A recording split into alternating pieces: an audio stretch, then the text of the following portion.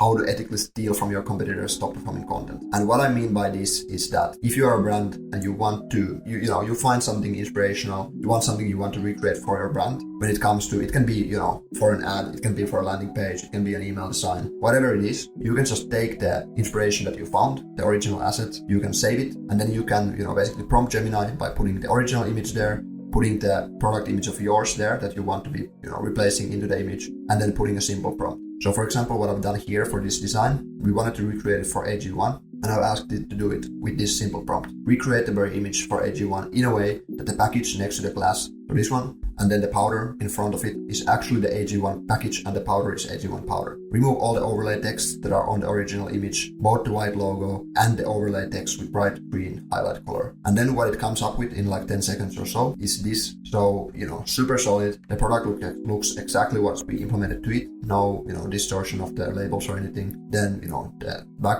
looks pretty much similar. There's a little bit different fruits or something inside the mug or inside the glass, but otherwise everything is done exactly as we prompted it to. Also the text and everything here are removed. So, it's a perfect recreation in just like 10 seconds. Then a couple of other examples. First of all, here I've taken a Space Goods email design, the hero section, and then I've asked, it to recreate this for AG1 again in a way that recreate the Space Goods image for AG1 in a way that the package on the hand, so this one, is actually the AG1 package. Remove all the overlay text and buttons that are on the original image because we don't want these. We want to be using our own branding. So we just want to implement the actual image part into the Figma, and then we can use our own logos and our own fonts there. And then, 10 seconds later, it comes up with this. So exactly the hand that is here as well. Remove all the text around it. And then the product is switched to the AG1.